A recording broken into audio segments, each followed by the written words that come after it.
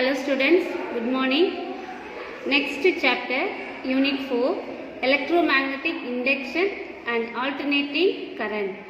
So previous chapter, the introduction part, previous chapter we have learned that whenever an electric current flows through a conductor, it produces a magnetic field around it. இப்போ last third லெசனில் நம்ம படிச்சிருக்கோம், எப்போல்லாம் ஒரு electric conductor வழியாக ஒரு current flow ஆகுதோ அப்போல்லாம் அதில் வந்து ஒரு மேக்னெட்டிக் ஃபீல்டு அதை சுற்றி உருவாகும் அப்படிங்கிறது. ஸோ இது வந்து எலக்ட்ரிக் ஃபீல்டை வச்சு மேக்னெட்டிக் ஃபீல்டை ப்ரொடியூஸ் பண்ணுறத நம்ம லாஸ்ட் லெசனில் படித்தோம். இதை வந்து கிறிஸ்டியன் ஆர்ஸ்டெட் அப்படிங்கிறவர், அதுக்கப்புறம் ஆம்பியர் அப்படிங்கிறவர் என்ன சொல்லிட்டுருக்காரு அப்படின்னா, கரண்ட் கேரியிங் லூப், ஒரு கரண்ட் கேரியிங் லூப் அப்படிங்கிறது பிகேவ் லைக் ஏ மேக்னெட்டை போல் அதுவும் செயல்படுது அப்படிங்கிறத இவங்க ரெண்டு பேரும் சொன்னாங்க. ஸோ இதுதான் என்னது magnetic effects producer by the electric current. இதை பற்றி தான் லாஸ்ட் லெசனில் எல்லாருமே பார்த்துருப்போம்.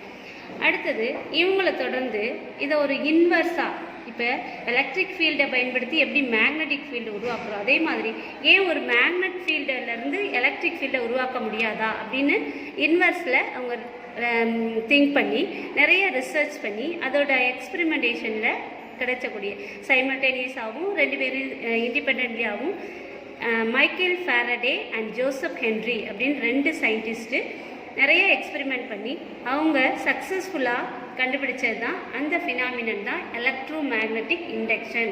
ஸோ இதுக்காக ஃபாரடே வந்து 1831 கிரெடிட் பண்ணியிருக்காங்க ஃபாரடேக்கு the discovery of electromagnetic induction. So இது இன்ட்ரடக்ஷன் பார்ட்டு. இப்போ இந்த லெசன் 4ல் நம்ம எலக்ட்ரோ மேக்னெட்டிக் இண்டக்ஷன் அதை பற்றி தான் படிக்க போகிறோம். First magnetic flux. So the magnetic flux pi b, இதோட சிம்பிள் வந்து pi b, through an area A in a magnetic field is defined as the number of magnetic field lines passing through that. So இப்போ ஒரு magnetic flux அப்படிங்கிறது ஒரு given ஏரியாவில் இந்த by பிங்கிறது அப்படின்னா எத்தனை நம்பர் ஆஃப் மேக்னெட்டிக் லைன்ஸு அதை பொறுத்து தான் இந்த மேக்னெட்டிக் ஃப்ளக்ஸை சொல்கிறோம். ஸோ இந்த magnetic flux formula phi B is equal to integral A B vector dot dA vector. So இப்போ இந்த இன்டெக்ரலை எடுத்துட்டோம் அப்படின்னா, ஸோ ஏ அப்படின்னா இந்த angle between theta, the direction of magnetic field outward normal to the area. So இந்த angle வந்து இந்த ஏரியாவுக்கு நார்மலாக இருந்துச்சு அப்படின்னா அவுட்வர்ட்ஸில், அப்போ அந்த தீட்டா வந்து நம்ம எப்படி எடுத்துக்கிறோம்னா, if the magnetic field B vector is uniform over the area A and is perpendicular to the area. So இதை தான் இந்த பிக்சரில் கொடுத்துருக்காங்க. ஸோ இந்த magnetic field over the area வந்து சேமாக இருக்குது, அட் த டைம் யூனிஃபார்மாகவும் அந்த பெர்பெண்டிகுலராகவும் இருக்குது. இந்த மேக்னெட்டிக் ஃபீல்ட் லைன் வந்து இந்த ஏரியாவுக்கு பெர்பெண்டிகுலராக இருக்குது. ஸோ அதை தீட்டா இஸ் ஈக்குவல் டு 0. அப்போ அதுக்கு யூனிஃபார்மாக இருக்கிறனால அதை எப்படி எடுத்துக்கிறோம், இந்த ஃபிகர் 4.1 பியில் இருக்குது பார்த்தீங்களா, இந்த ஈக்குவேஷனை எப்படி எழுதுகிறோம் அப்படின்னா phi B it is equal to integral 0 to a b vector dot dA vector. இப்போ இந்த இடத்துல தீட்டாவோட வேல்யூவை 0 அப்படின்னு எடுத்துக்கிட்டோம் அப்படின்னா cos 0 is equal to 1. So அதை எப்படி எழுதலாம், phi B is equal to BA. இதோட எஸ்ஐ யூனிட் ஆஃப் மேக்னெட்டிக் ஃப்ளக்ஸ்ன்னு பார்த்தோம்னா டெஸ்லா மீட்டர் ஸ்கொயர். இதை இன்னொரு விதமாக எப்படி சொல்லலாம்னா வெப்பர் அல்லது WB. So 1 weber it is equal to 1 tesla metre square. So இதுதான் மேக்னெட்டிக் ஃப்ளக்ஸ். ஸோ இந்த மேக்னெட்டிக் ஃபீல்ட்ஸுங்கிறது என்னது, இந்த நம்பர் ஆஃப் த்ரூ ஒரு ஏரியாக்குள்ளே இருக்கக்கூடிய அந்த மேக்னெட்டிக் ஃபீல்ட் எவ்வளோ number of magnetic field lines இருக்குது. அப்போ இந்த magnetic flux through an area A is in a magnetic field is defined as the number of magnetic field lines through that area normally. So இதோட formula என்ன அப்படின்னா pi b is equal to VA. அடுத்தது example 4.1.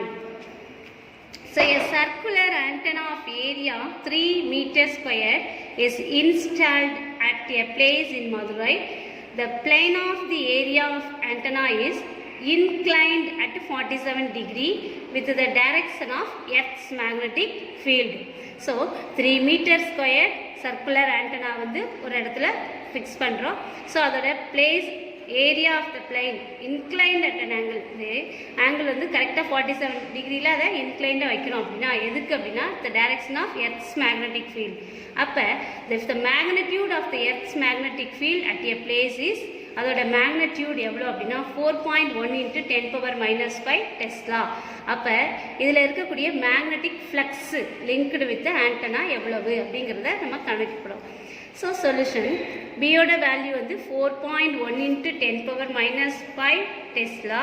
Theta is equal to நம்மளுக்கு 47 degree. நம்ம வந்து என்ன செய்யணும், 90 - 47 it is equal to 43 degree.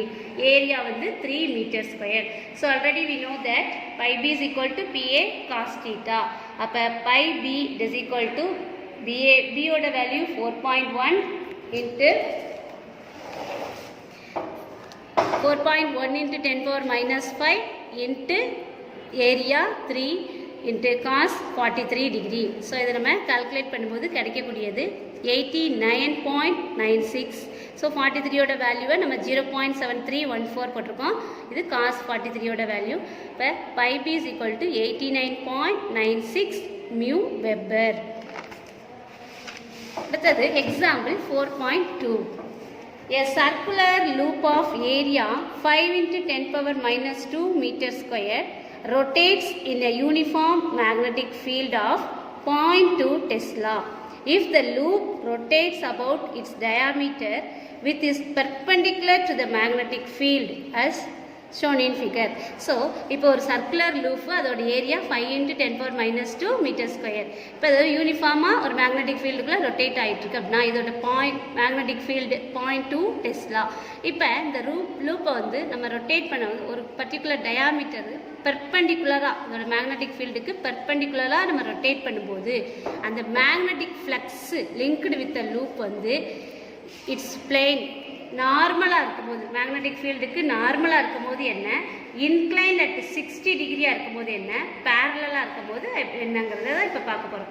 அப்போ magnetic flux A it is equal to area A equal to 5 × 10⁻⁻² m². B 0.2 Tesla.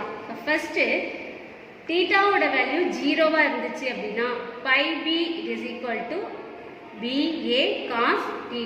So பியோட value 0.2 × ஏயோட value 5 × 10⁻⁻² cos θவோட value 0 degree. So cos 0 1. So இதில் மல்டிப்ளை பண்ணோம்னா கிடைக்கக்கூடியது 1 × 10⁻⁻² வெப்பர். அடுத்தது தீட்டாவோட வேல்யூ செகண்ட் என்ன கேட்டிருக்கு, இன்க்ளைன்ட் 60 டிகிரி. இப்போ 90 டிகிரி - 60 இஸ் ஈக்குவல் டு 30. இப்போ காசோட value 30. So phi B BA cos θ. அதே மாதிரி பியோட வேல்யூ ஏயோட வேல்யூ தென் cos 30யோட வேல்யூ சப்ஸ்டிட் பண்ணுறோம். ஸோ BA நம்ம கண்டுபிடிச்சி வச்சுருக்கோம் இல்லையா, 1 × 10⁻⁻². அதே மாதிரி √3/2. ஸோ இந்த √3யோட வேல்யூ டிவைடட் பை 2 1/100ஆல் நம்ம என்ன செய்கிறோம், இதை அடிக்கும்போது கிடைக்கக்கூடியது 0.866/100. So it is equal to 0.866 × 10⁻⁻². So நம்ம வந்து இதை டெசிமலாக மாற்றுறோம். இப்போ 8.66 × 10⁻⁻³ வெப்பர். இப்போ cos 90 is equal to 0. So by BA cos 90 degree is equal to 0. Third one, theta is equal to 90 degree இருக்கும்போது BA cos 90 is equal to 0. அடுத்தது Faraday's experiment.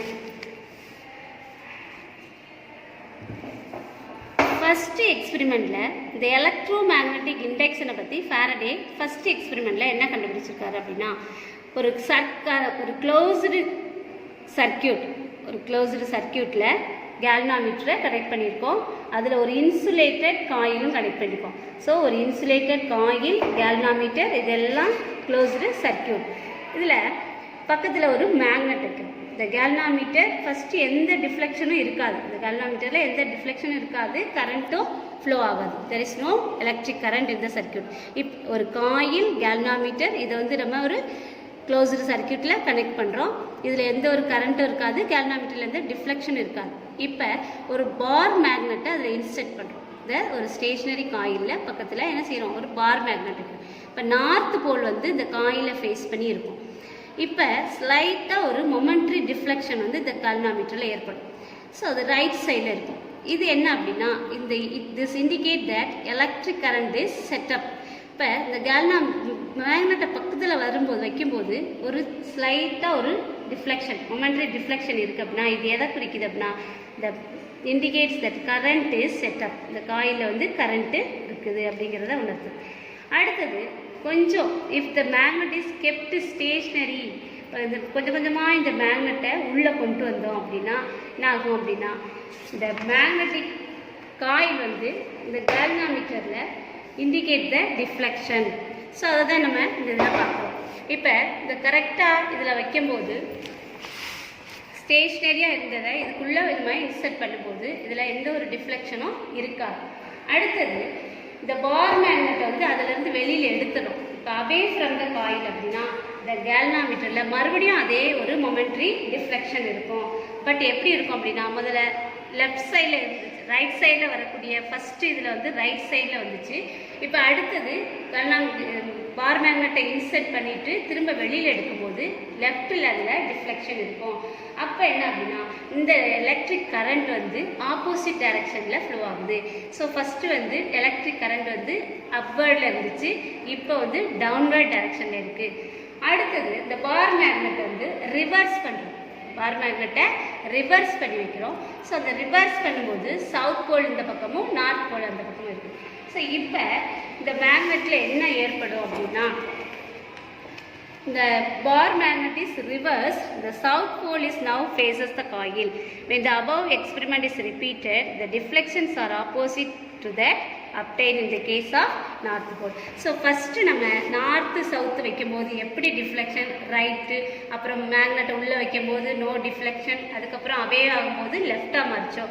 இதே எக்ஸ்பெரிமெண்ட்டை திரும்ப மேக்னெட்டை ரிவர்ஸில் வச்சு செய்யும்போது அது அப்படியே ஆப்போசிட்டாக கிடைக்கும். அப்போ கரண்ட் வந்து ஃபஸ்ட்டு அப்வர்டில் ஃபார்வர்ட் ஆச்சு அப்படின்னா அடுத்து என்ன செய்யும், மேக்னெட்டை வந்து ரிவர்ஸில் வைக்கும்போது கரண்ட் ஆல்சோ ரிவர்ஸ்.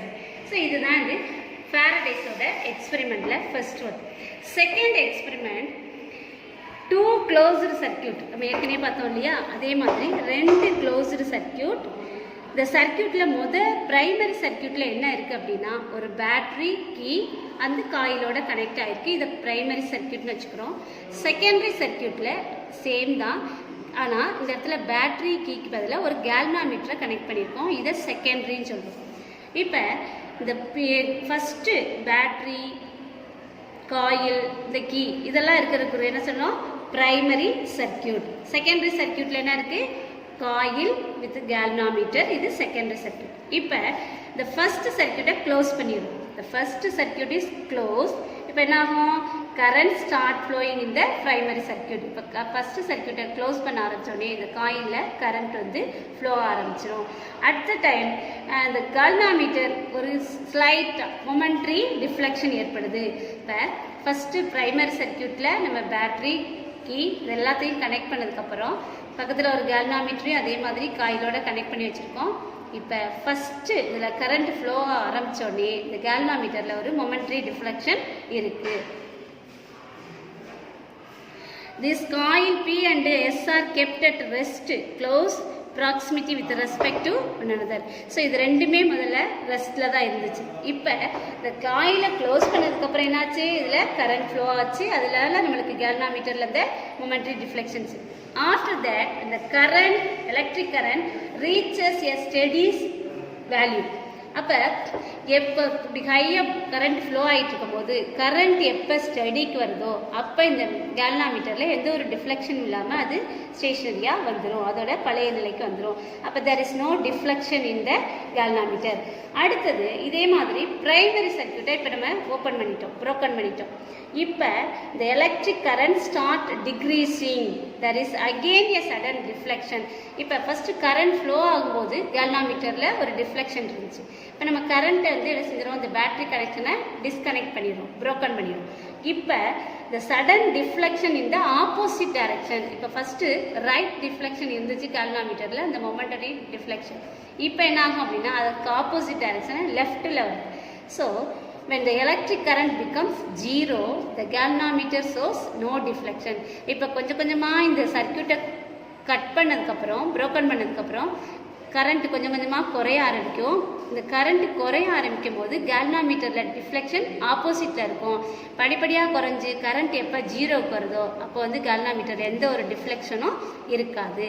ஸோ இந்த ரெண்டு அப்சர்வேஷனில் இருந்து நம்ம என்ன தெரிகிறோம் அப்படின்னா, whenever the electric current in the primary circuit changes, the galvanometer shows a deflection.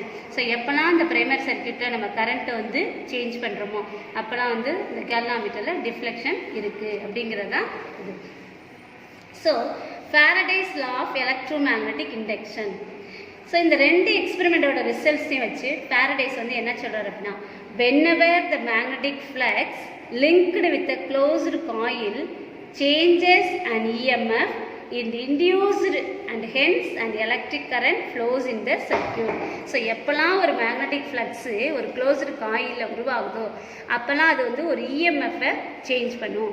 So அந்த இஎம்எஃப் வந்து எதை இன்டியூஸ் பண்ணுது அப்படின்னா, அதில் கரண்ட் ஃப்ளோவை இன்டியூஸ் பண்ணும். இந்த கரண்ட்டுக்கு பேர் தான் இன்டியூஸ்டு கரண்ட். இந்த EMF giving such a current is called induced EMF. So whenever a magnetic flux linked with a closed coil changes, an EMF is induced and hence an electric current flows in the circuit. So எப்போல்லாம் EMF வந்து change ஆகுதோ அப்போ வந்து ஒரு induced கரண்ட்டும் உருவாகுது. இந்த ஃபினாமினனுக்கு பேர் தான் எலக்ட்ரோமேக்னட்டிக் இண்டக்ஷன். ஸோ அந்த கரண்ட்டு கொடுக்கக்கூடிய இஎம்எஃப் எப்போல்லாம் ரைஸ் ஆகுதோ அப்புறம் என்ன செய்யும், கரண்ட் வந்து ஃப்ளோ ஆகும். ஸோ இந்த ஃபினாமினனுக்கு பேர் எலக்ட்ரோமேக்னட்டிக் இண்டக்ஷன். இந்த இதை பேஸ் பண்ணி Faradayஸோட எக்ஸ்பெரிமெண்ட் ரெண்டுமே இருக்கணும். இப்போ ஃபஸ்ட் எக்ஸ்பெரிமெண்ட்டில் ஒரு பார் மேக்னெட் காயிலுக்கு பக்கத்தில் வைக்கிறோம். So some of the magnetic field lines வந்து இந்த பார் மேக்னெட்லேருந்து பாஸ் ஆகும் இந்த காயிலுக்கு. அப்போ இந்த ரெண்டுக்கு இடையில் ஒரு மேக்னெட்டிக் ஃப்ளக்ஸு உருவாகும். ஸோ அந்த magnetic flux linked with the coil, when the bar magnet and the coil approaches each other, அப்போ இந்த மேக்னெட்லேருந்து வரக்கூடிய இந்த ஃபீல்ட் லைன்ஸு இந்த காயிலுக்கும் மேக்னெட்டுக்கு இடையில் ஒரு ஃப்ளக்ஸை உருவாக்கும். So the magnetic flux linked with the coil increases. So this increase in magnetic flux induces an EMF and hence a transient electric current flows in the circuit in one direction. அதே மாதிரி இப்போ இந்த பார் மேக்னெட்லேருந்து வரக்கூடிய இந்த magnetic field lines இந்த காயிலில் induce பண்ணி ஒரு இஎம்எஃப்பை ப்ரொடியூஸ் பண்ணும். அந்த இஎம்எஃப் என்ன பண்ணுது அப்படின்னா இந்த கரண்ட்டை வந்து இன்க்ரீஸ் பண்ணுது. ஸோ இதை நம்ம எப்படி பார்க்கலாம் அப்படின்னா, at the same time when they reside away from the another, the magnetic flux linked with the coil decreases. இப்போ அதே இது நம்ம வந்து கொஞ்சம் இதை அவையா எடுத்துட்டோம் அப்படின்னா அந்த மேக்னெட்டிக் ஃபீல்டு வந்து கொஞ்சம் கொஞ்சமாக அந்த காயிலில் அந்த ஃப்ளக்ஸு குறைய ஆரம்பிக்கும். அப்போ the decrease in magnetic flux against induces an EMF in opposite direction. அப்போ இந்த ரைட் சைடில் இருக்கக்கூடிய இந்த கரண்ட் வந்து இப்போ இந்த டைரெக்ஷனில் வருது இல்லையா, இதை கொஞ்சம் கொஞ்சமாக நம்ம வந்து தள்ளி வச்சிட்டோம் அப்படின்னா இதில் என்ன செய்யும், அதே மாதிரி இன்டியூசஸ் இஎம்எஃப் வந்து ஒரு கரண்ட்டை ப்ரொடியூஸ் பண்ணும். பட் அது எப்படி இருக்கும்னா ஆப்போசிட் டைரெக்ஷனில் இருக்கும். இது ரெண்டு கடையில் ஆப்போசிட்டில் இருக்கும். So the decrease in magnetic flux against induces and EMF. So குறையக்கூடிய அந்த இஎம்எஃப் மறுபடியும் ஒரு இன்டியூஸ்டு இஎம்எஃப் ப்ரொடியூஸ் பண்ணும். அது எப்படி இருக்கும் அப்படின்னா இதுக்கு ஆப்போசிட் டைரெக்ஷனில் இருக்கும். ஸோ அப்போ அதில் ஃப்ளோ ஆகக்கூடிய கரண்ட்டும் எப்படி தான் இருக்கும், ஆப்போசிட்டில் இருக்கும். So there is deflection in the galvanometer when there is relative motion between the coil and the magnet. அப்போ அந்த டிஃப்ளெக்ஷன் எப்போ ஏற்படும் அந்த galvanometer அப்படின்னா ரெண்டுக்கு இடையில் இருக்கக்கூடிய ரிலேட்டிவ் மோஷன். ஸோ எப்போல்லாம் அதில் ரெண்டுக்கு இடையில் ரிலேட்டிவ் மோஷன் இருக்கோ அப்போ வந்து between the coil and the magnet that deflection also produced in the galvanometer. இப்போ second experiment, the primary coil carries an electric current, a magnetic field is established around it. So the magnetic field lines the பக்கத்தில் உள்ள காயிலையும் என்ன பண்ணுவோம், இப்போ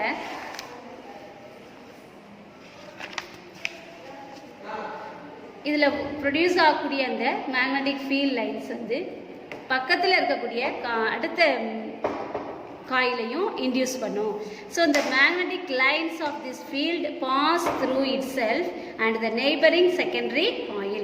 so இதில் உருவாகக்கூடிய அந்த magnetic flux வந்து என்ன செய்யுது அப்படின்னா பக்கத்தில் இருக்கக்கூடிய காயிலையும் இன்டியூஸ் பண்ணும். when the primary circuit is open, no electric current flows in it and hence the magnetic flux linked with the secondary coil is 0. இப்போ primary coil வந்து நம்ம சர்க்யூட்டை கனெக்ட் பண்ணிட்டோம் அப்படின்னா அடுத்து இதுக்கு வந்து எந்த ஒரு கரண்ட் ஃப்ளோவும் இருக்காது. ஸோ அப்போ வந்து செகண்டரி காயிலையும் 0 தான் இருக்கும். இப்போ when the primary circuit is closed, the increasing current builds up the magnetic field around the primary coil. So இப்போ இந்த ப்ரைமரி காயிலில் கரண்ட்டை வந்து நம்ம சர்க்யூட்டை க்ளோஸ் பண்ணும்போது நோ கரண்ட் இருக்காது, அதே மாதிரி டிஃப்ளெக்ஷன் இருக்காது. இப்போ இன்க்ரீஸ் பண்ணும்போது இதில் இன்க்ரீஸ் ஆகக்கூடிய அந்த இஎம்எஃப் பக்கத்தில் இருக்க காயிலையும் இன்டியூஸ் பண்ணும். ஸோ அதில் வந்து நம்மளுக்கு வந்து டிஃப்ளெக்ஷன் இந்த கேல்வாமீட்டரில் இருக்கும். ஸோ இது is increasing flux linked induces A transient electric current இந்த செகண்டரி காயில். ஸோ அப்போ அந்த செகண்டரி காயிலையும் அது வந்து என்ன செய்யும், எலக்ட்ரிக் கரண்ட்டை உருவாக்கும். when the electric current in the primary coil reaches a steady value, the magnetic flux linked with the secondary coil does not change and the electric current in the secondary coil will disappear. இப்போ இந்த சர்க்யூட்டில் primary சர்க்யூட்டில் ஒரு steady வேல்யூக்கு reach ஆயிடுச்சு அப்படின்னா அது வந்து magnetic flux வந்து என்ன செய்யாது, செகண்டரி காயிலில் போய் ரீச் ஆகாது. எப்போ இதில் இன்க்ரீஸிங்கில் இருக்கோ அப்போ மட்டும் தான் என்ன செய்யும், இதிலேருந்து வரக்கூடிய இன்டியூஸ் இஎம்எஃப் இதுலேயும் கரண்ட்டை ப்ரொடியூஸ் பண்ணும். ஸோ இப்போ இதில் கொஞ்சம் கொஞ்சமாக குறைஞ்சிருச்சு அப்படின்னா மேக்னெட்டிக் ஃப்ளக்ஸ் வந்து இதில் எந்த ஒரு சேஞ்சையும் ஏற்படுத்தாது. அப்போ அதில் வரக்கூடிய கரண்ட் இந்த செகண்டரி காயிலும் இருக்காது. இப்போ இந்த காயில் வந்து கரண்ட்டு டிஸப்பியர் ஆகும். So the primary circuit is broken. The decreasing primary current induces an electric current in the secondary coil. So அப்போ அந்த கொஞ்சம் கொஞ்சமாக டிக்ரீஸ் ஆகிட்டு இருக்கக்கூடிய இந்த இஎம்எஃப் வந்து என்ன செய்யும், ப்ரைமரி சர்க்யூட்டில் ப்ரோக்கன் பண்ணதுக்கப்புறம் இந்த டிக்ரீசிங் ப்ரைமரி கரண்ட் வந்து இன்டியூசஸ் அண்ட் எலக்ட்ரிக் கரண்ட் இந்த செகண்டரி காயில் இதில் கொஞ்சம் கொஞ்சமாக இன்டியூஸ் பண்ணும். அப்படி இன்டியூஸ் பண்ணும்போது இந்த டைரக்ஷன் வந்து எப்படி இருக்கும் அப்படின்னா ஆப்போசிட்டில் இருக்கும். அப்போ இந்த டிஃப்ளெக்ஷன் இந்த கேல்வாமீட்டர் whenever there is a changes to the primary current. So எப்போல்லாம் இந்த ப்ரைமரி கரண்டில் சேஞ்சஸ் இருக்கோ அப்போல்லாம் இந்த கேல்வாமீட்டரில் டிஃப்ளெக்ஷன் இருக்குது. ஸோ இதுதான் வந்து ஃபாரடேஸ் எக்ஸ்பெரிமெண்ட்லேருந்து நம்ம கன்க்ளூஷன்